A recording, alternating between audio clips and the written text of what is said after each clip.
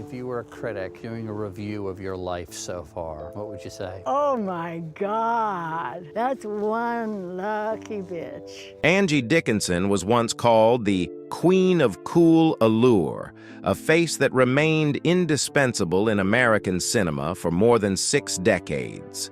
From the sharp and intelligent feathers in Rio Bravo to the groundbreaking policewoman Pepper Anderson in Policewoman, she became an icon who shattered boundaries for women on screen, seductive, strong, and commanding. Yet that glamour was only a surface. Behind it lay a private life woven with turmoil, an early failed marriage, a 20-year love affair with Frank Sinatra that never turned into marriage, endless rumors of romance, and above all, the deepest wound, losing her only daughter. That heartbreak pushed her to quietly step away from the spotlight, choosing silence over applause. Angie Dickinson's life was a jagged line, dazzling yet scarred, successful yet steeped in loss. She once admitted that if she could start over, she might not have chosen show business. But it was precisely that choice that made her a legend. A woman who was both alluring and resilient, leaving behind a legacy that stretched far beyond the screen. If Angie Dickinson ever captivated you with her cool allure in Rio Bravo, or inspired you through Pepper Anderson in Policewoman, then hit the like button as a tribute. Because beyond all the glamour, Angie was not just a movie star. She was a woman who endured heartbreak, love, and the tragedy of loss, leaving behind a story that truly makes us pause and listen. Early life Angeline Brown, who the world would later know as Angie Dickinson, was born on September 30th, 1931, in the small town of Culm, North Dakota. She was the second of 3 daughters, raised in a modest but close-knit family. Her father, Leo Henry Brown, was a man of great determination, working as both editor of the local newspaper and as the projectionist at the town's only movie theater. Her mother, Frederica, was a devoted homemaker who did everything she could to give her children a stable childhood, despite the hardships of daily life. Angie's earliest memories of art came from that very projection booth where her father operated the old film reels. Each evening, when the flickering light cast images onto the screen, the little girl sat mesmerized by the strange, radiant worlds unfolding before her. To Angie, those weren't just screenings for the townspeople. They were windows into infinite imagination. It was there that a vague but powerful dream began to form. That one day, she wouldn't just sit in the audience, but would appear on that screen herself. But childhood was not without shadows. When Angie was just 11 years old, a sudden fire destroyed the family's beloved movie theater, the very place tied to her earliest memories of cinema and her father's pride. For many, it might have marked the end of a cherished chapter. For Angie, the flame outside only kindled a deeper fire within, a passion for the movies. From those ashes, she silently vowed that someday she would belong to the world of film, not as a spectator, but as someone others would watch. In 1942, when Angie was 10, the Brown family left behind the harsh plains of North Dakota in search of a brighter future in Burbank, California. America was deep in the throes of World War II. Life was difficult. But for the Browns, this was their one chance to change their destiny. Moving so close to Los Angeles, the very heart of the film industry, planted yet another seed in the young girl's path. In Burbank, Angie quickly stood out for her intelligence and drive. She attended Bellarmine Jefferson High School, and by the age of 15 had already graduated, an achievement few could match. She even won the Bill of Rights essay contest, proof that she was not only beautiful, but also sharp-minded and ambitious. Later, she enrolled at Immaculate Heart College in Los Angeles, where she developed an interest in writing and communications. Yet family circumstances meant Angie couldn't fully immerse herself in academic life. From her earliest youth, she had to be self-reliant, juggling multiple jobs to pay tuition, working as a secretary at Lockheed Air Terminal, and even assembling parts on the factory line.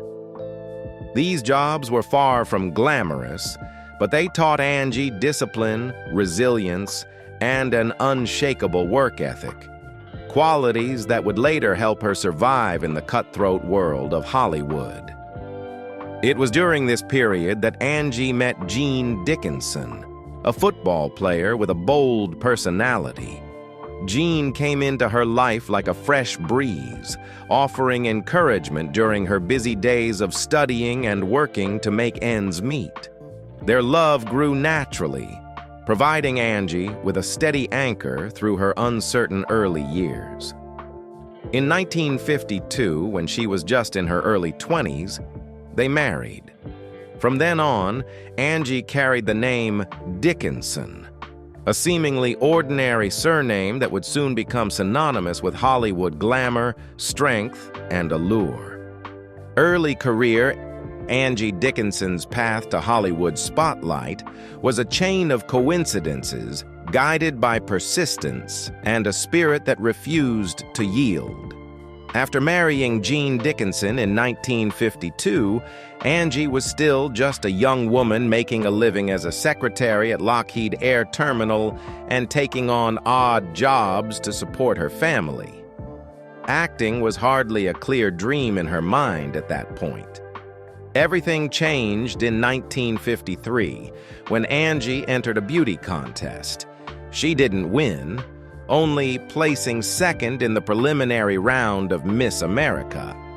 But in a Hollywood forever hungry for fresh faces, Angie's intelligence, charm, and cool, distinctive allure quickly caught the attention of talent scouts. Thanks to that contest, she was invited to appear as a showgirl on The Jimmy Durante Show, a popular television variety program. That was the first time Angie stepped into the world of professional entertainment. At first, she treated it as a passing experience, just temporary work. But the way she shone on screen, quietly magnetic rather than flashy, with a natural ease in front of the camera, captured attention. One producer advised Angie to study acting seriously if she truly wanted to go further. That suggestion planted a new thought in her mind. Why not give it a real chance? In 1954, Angie officially debuted on television with a small part in the anthology series Death Valley Days. Though it was only a fleeting role, the moment she saw herself on screen for the first time was both strange and overwhelming. Hollywood's doors had begun to open. Soon after, Angie received invitations to appear on other NBC programs, such as the Colgate Comedy Hour and several short-format TV series. She wasn't yet a star, but she was becoming a familiar face, a young actress who always appeared sharp, intelligent, and just a little mysterious. The 1950s also gave Angie the chance to meet major names, including Frank Sinatra, who would later become the most important love of her life.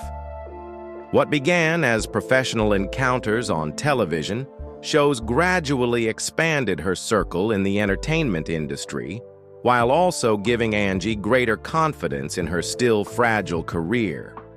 From television, Angie began transitioning to the big screen. She appeared in films such as Man with the Gun, 1955, with Robert Mitchum, The Return of Jack Slade, 1955, and Hidden Guns, 1956. These were small roles, but they allowed her to learn the language of cinema, so different from live television. Critics began to notice her, not just for her beauty, but for her distinct presence. Unlike many ingenues of the era, Angie projected independence, coolness, and magnetic allure. In 1956, she had a minor role in Doris Day's Lucky Me, further building her experience. In the years that followed, Angie patiently accepted numerous television parts, often paired with guest stars, steadily carving out her identity. It was a difficult phase, as she had yet to secure a firm place in the industry, but her perseverance kept her from vanishing in a Hollywood notoriously unforgiving toward newcomers. Angie Dickinson's early career was not an instant explosion of fame, but rather a slow and steady climb, transforming chance opportunities into deliberate choices. Within just a few years, she had gone from an office worker juggling side jobs to a rising face awaiting her true breakthrough. And that turning point would come with Rio Bravo in 1959. Career success. The true turning point in Angie Dickinson's career came in 1959 when legendary director Howard Hawks invited her to join Rio Bravo. As Feathers, a sharp and seductive gambler, Angie stepped out from the shadow of being mere window dressing to fully command the audience. Alongside the imposing John Wayne and the melancholic Dean Martin, she brought to life a woman who was not only flirtatious, but also resilient, with her own voice in a harsh, male-dominated world. Hawks himself remarked that Angie wasn't just beautiful, she made her character more alive than I had ever imagined. And that performance propelled her to stardom. Right after that success, Angie appeared in Ocean's 11, 1960, with Frank Sinatra, Dean Martin, and the Rat Pack. More than just a stylish heist movie, it became a statement of cool for the 1960s.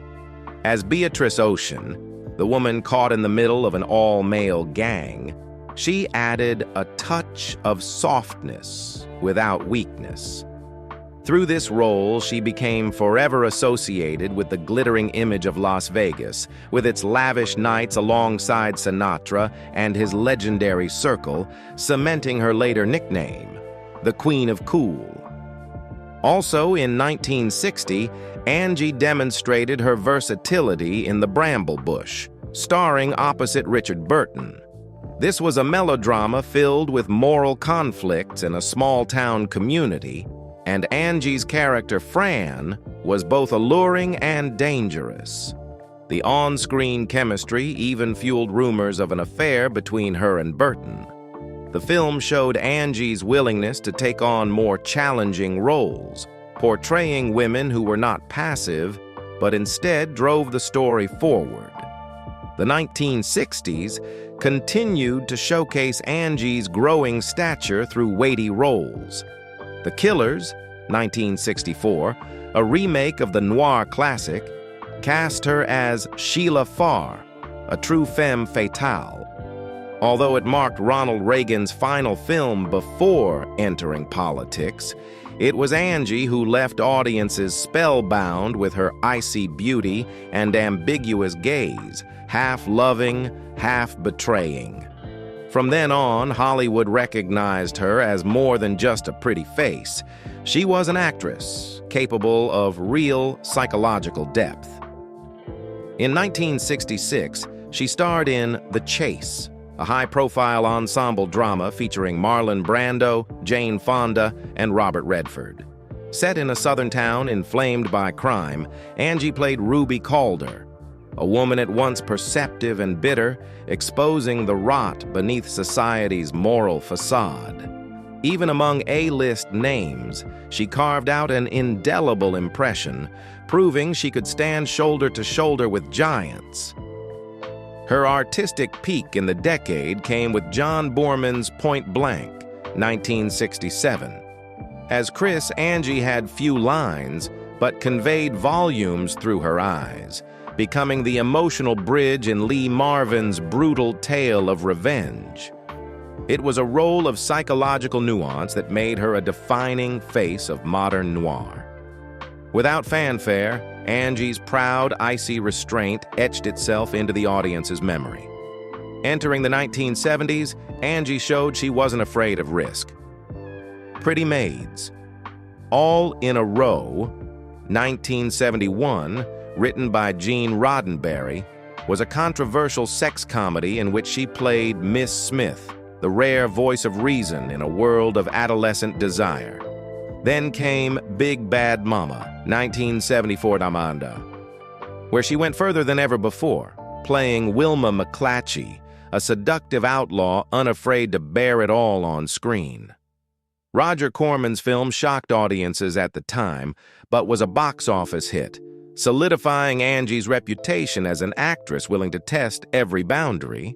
She later reprised the role in Big Bad Mama 2, 1987, confirming the character as one of her trademarks. In the 1980s, Angie entered a new chapter with Brian De Palma's Dressed to Kill, 1980. She played Kate Miller, a housewife torn between desire and guilt before falling victim to a brutal murder. The Hitchcock-style thriller sparked major controversy for its nudity, and even though a body double was used for some explicit scenes, audiences forever remembered Angie as an icon of icy sensuality. The performance won her the Saturn Award for Best Actress and reinforced her Queen of Cool persona. In the years that followed, she explored diverse genres: dark comedy in Charlie Chan and The Curse of the Dragon Queen, 1981, survival action in Death Hunt, 1981, and multiple melodramas on television. By the 1990s, Angie gradually shifted to supporting roles, but still stood out in Gus Van Sant's Even Cowgirls Get the Blues, 1993, playing a cunning spa owner in a rebellious world. The part showed that even when not at the center, Angie knew how to make herself unforgettable. Alongside her film career, Angie's television work was equally dazzling. She started early with Death Valley Days, 1954, then appeared frequently on the Colgate comedy Hour and The Jimmy Durante Show. But it wasn't until 1974 that she truly made history with Policewoman.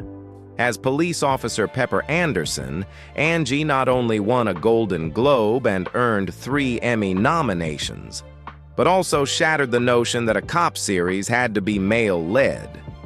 Pepper's strong, clever persona, often going undercover to crack cases, became a feminist symbol on television in the 1970s, paving the way for generations of actresses to come. Beyond Policewoman, Angie starred in numerous TV movies and miniseries. Pearl, 1978, about Pearl Harbor, Dial M for Murder, 1981, a TV version of Hitchcock's classic A Touch of Scandal, 1975, and later works like Mending Fences, 2009. In every role, she carried her unmistakable aura, that unique, irresistible cool. With a career spanning more than 6 decades, Angie Dickinson received countless accolades, including a Golden Globe, 1975, for Policewoman and 3 Emmy nominations. But more importantly, she left behind an indelible legacy. A woman who thrived not only on beauty, but on talent, courage, and the willingness to break through the boundaries imposed on women in a Hollywood filled with prejudice. Personal life. As Angie began taking her first steps into the entertainment world, her private life was also heading in a new direction. During her busy days of studying and working to make ends meet in California, she met Angie Dickinson, a young football player, strong, impulsive, and full of energy. For Angie, who had just emerged from a disciplined and difficult childhood, Jean's presence felt like a fresh breeze, lively, passionate, and giving her a sense of being protected. They fell in love in the simplest of ways. Short dates after school, drives in Jean's old car, and long conversations that stretched late into the night, making Angie believe she had found her safe harbor. Jean became not only her lover, but also her emotional anchor, offering reassurance in a sprawling city where dreams and reality so often clashed. In 1952, when Angie was just 21, they decided to marry. The wedding was not extravagant, but it carried deep meaning. From that moment on, Angie officially bore the name Dickinson, a name that would later be tied to her illustrious career in film. For her, marriage was the beginning of a stable life, one where she could pursue her dreams while keeping a home. But reality proved far more difficult. Jean lived in the world of sports, while Angie was increasingly swept into the whirlwind of film sets, casting calls and enticing offers from Hollywood. The distance between them grew. One longed for stability, while the other had to embrace uncertainty as part of her career. Rumors of Angie's alleged affairs, never proven, fueled Jean's doubts and hurt. They had no children together, a silent void between them. As Angie pressed forward into Hollywood under mounting pressure, Jean yearned for a settled home life. That difference gradually eroded their marriage, and after 8 years, they chose to part quietly. By 1960, after years of struggle, they officially divorced. There were no scandals, no lawsuits, just a quiet end to a chapter. For Angie, it was a scar that never fully healed. She lost a family and the hope of simple happiness, but regained her freedom to step into new loves and new upheavals. Her marriage to Jean Dickinson closed like a brief yet unforgettable chapter in her life. It gave her the name that built her career, but also left her with the ache of a home that never truly existed. From that emptiness, Angie moved into a new chapter, one filled with love, fame, and inevitable tragedy. As her marriage to Jean faded, Angie's life shifted not only in career, but in love. At the center of that new chapter was Frank Sinatra, the music legend who became the greatest love of her life. They first met in 1953, when Angie appeared on the Colgate Comedy Hour. Sinatra was already a national icon, while Angie was just beginning her Hollywood journey. At the time, Angie was still married to Jean Dickinson, while Sinatra had divorced Nancy Barbato in 1951, but maintained close ties with his family for the sake of his 3 children. Their relationship began in that half-public, half-private way, deep friendship mixed with an undeniable attraction. The more time they spent together, the closer they became. Sinatra often invited Angie to parties, bringing her as his guest to major industry events. He made no secret of his pride in having the young, captivating Angie at his side, while she admitted she could not resist Frank's charisma. For years, their bond existed alongside Angie's crumbling marriage, an open secret everyone suspected but few dared to voice. In 1960, once Angie formally divorced Jean Dickinson, the romance truly blossomed in public. For the next 2 decades, Angie Dickinson and Frank Sinatra became one of Hollywood's most talked-about couples. They appeared at events together. Sinatra introduced her to the Rat Pack, and the press often described her as the woman who stayed with Frank the longest after Nancy. It was a period when Angie was at the height of her career, and Sinatra remained a towering force in music, making their love both iconic and endlessly scrutinized. Yet despite their deep affection, they never married.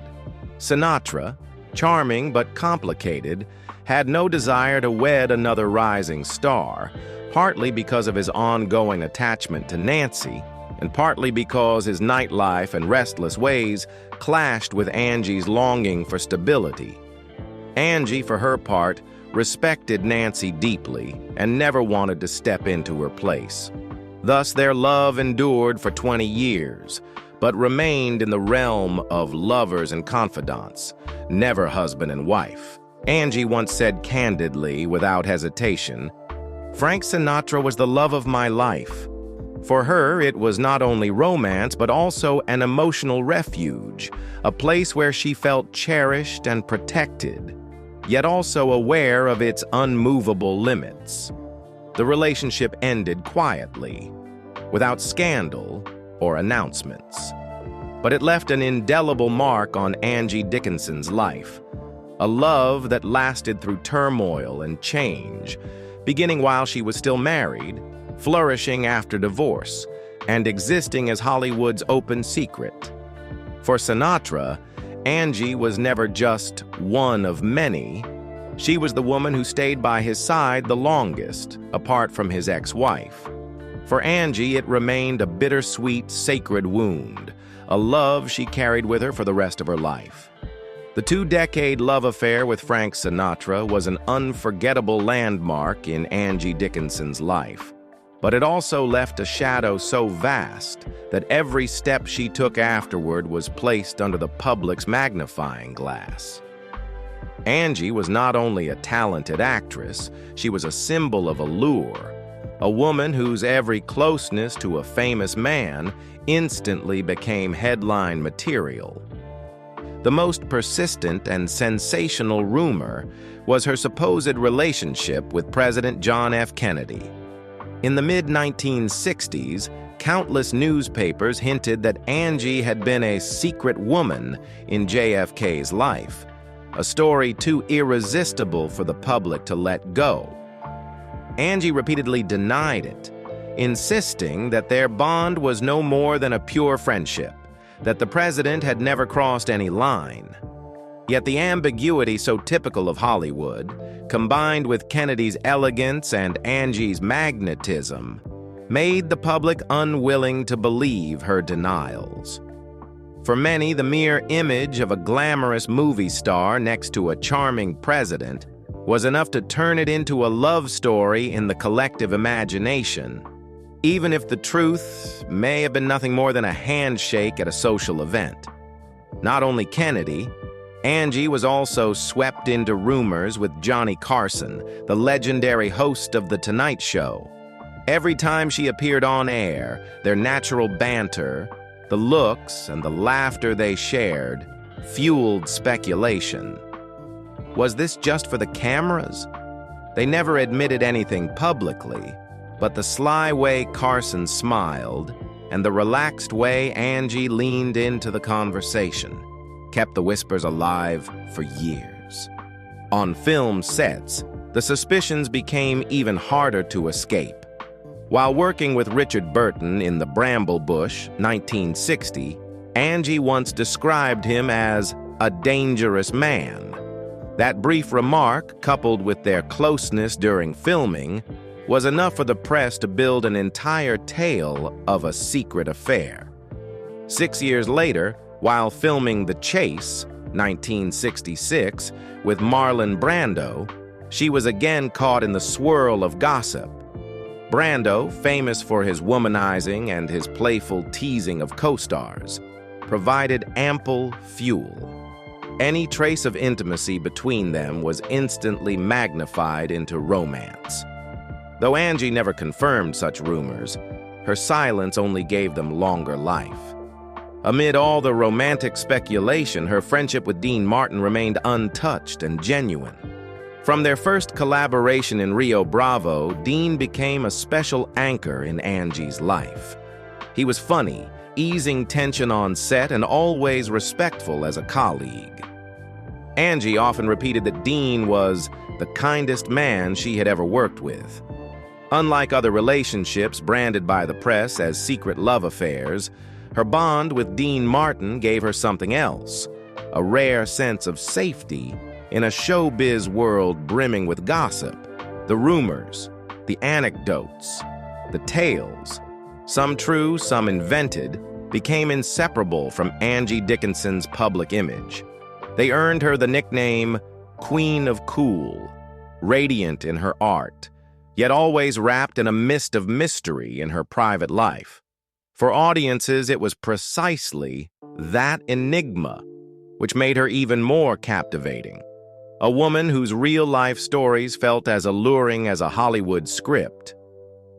After chapters of romance, echoes of love, and endless rumor, Angie Dickinson entered an entirely different phase when she met Burt Bacharach, the musical genius and one of the most notorious playboys of 1960s Hollywood.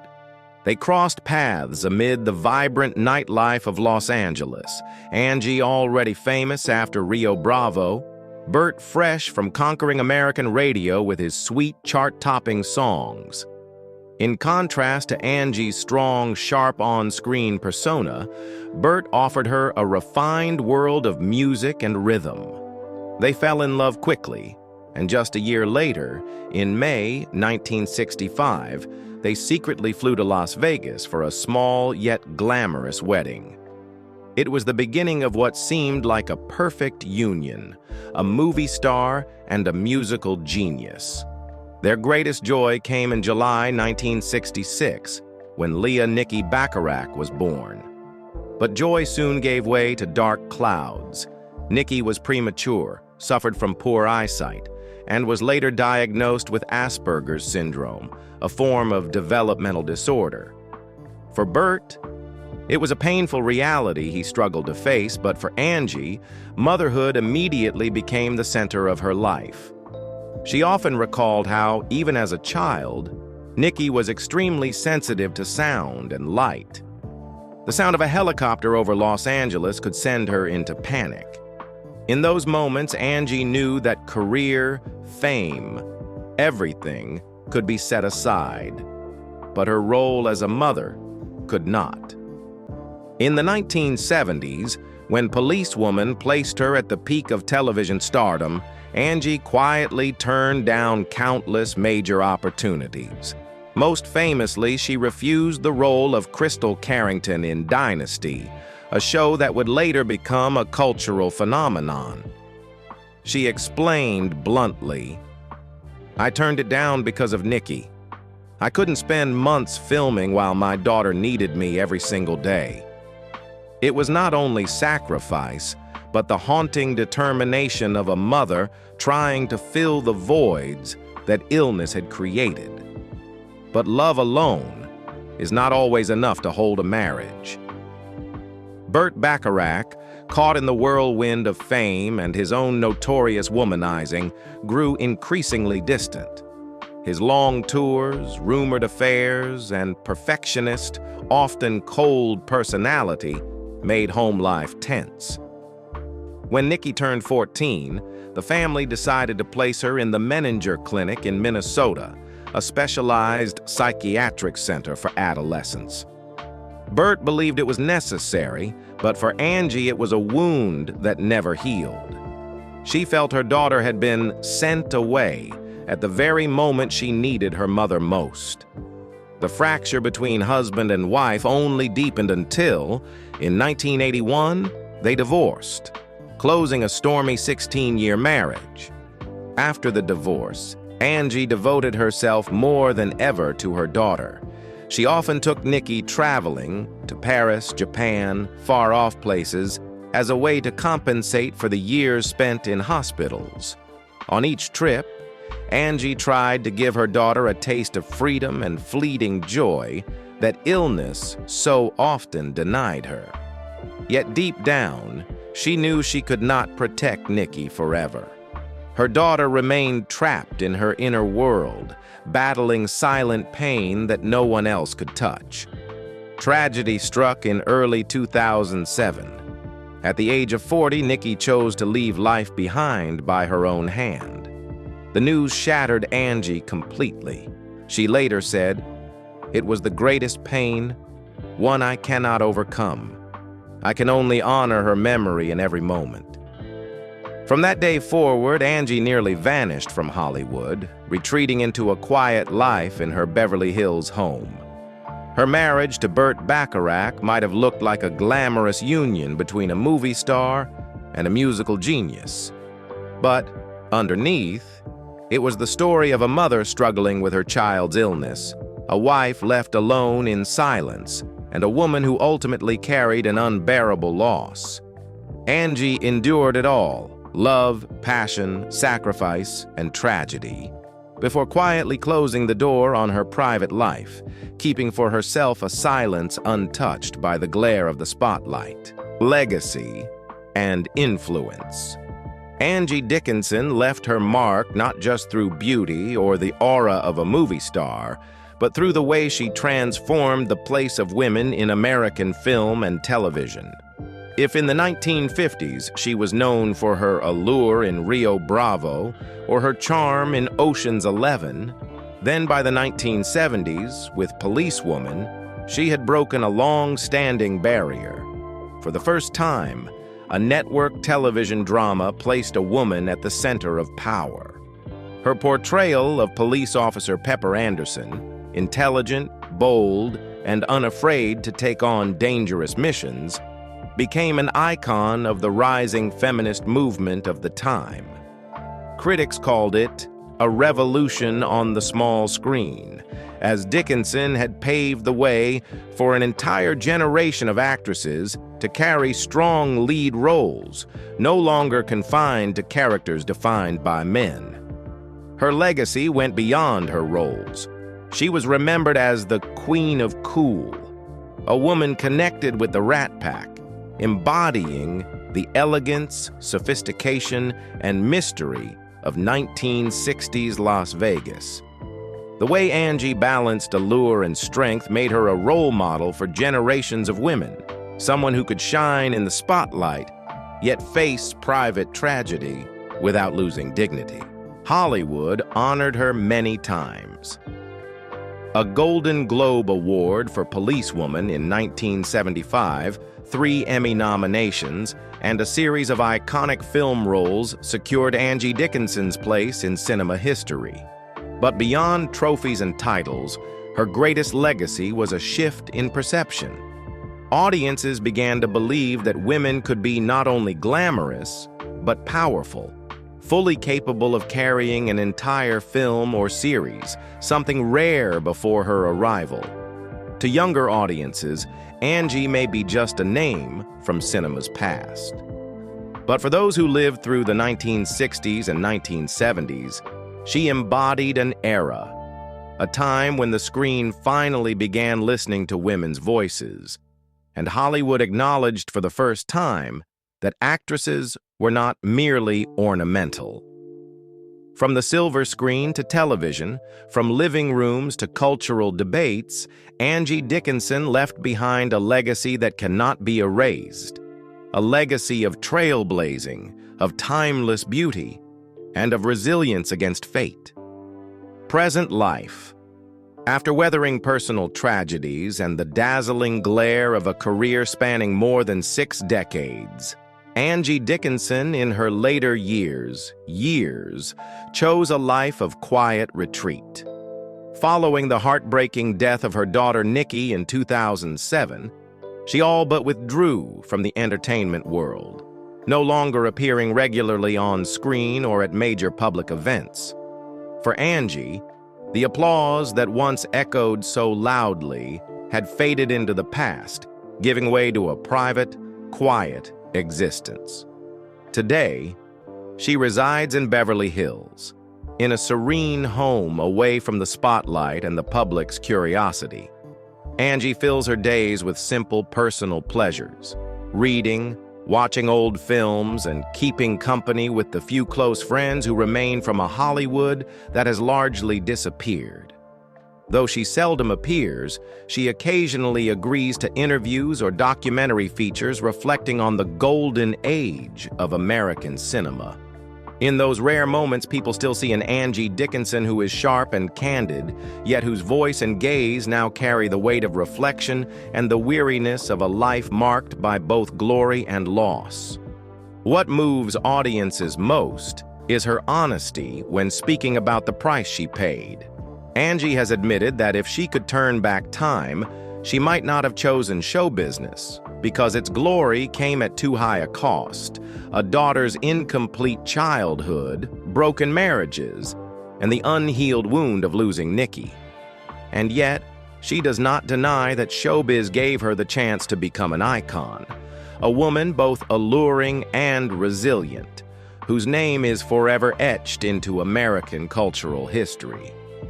In her 90s, Angie Dickinson no longer seeks attention, but her legacy lives on in the memories of fans.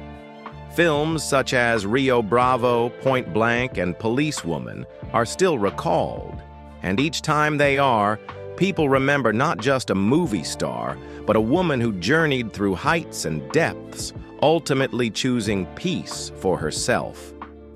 In that silence, Angie still shines, not with stage lights, but with the strength of a life that dared to live, dared to love, and dared to endure. When people speak of Angie Dickinson today, they don't see only a star who once lit up Hollywood's silver screen. They see a woman who has traveled through the sharpest zigzags of her life, from glory to loss, from blazing love to quiet solitude. She never stopped showing up with her own kind of pride.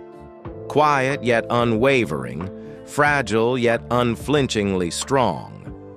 What sets Angie's story apart is how she chose to close it, not with a loud fall or a desperate grip on the spotlight, but with a decision to be at peace. In an entertainment world built on noise, that choice became her final statement, that sometimes stepping back is a way to live fully. And that is the truest legacy Angie Dickinson leaves behind. Not only roles that have entered history, but the image of a woman who dared to love, dared to endure, and dared to let go, yet kept walking with pride through the final breaths of her career and her life. As for you, when you think of Angie Dickinson, what image stays with you most?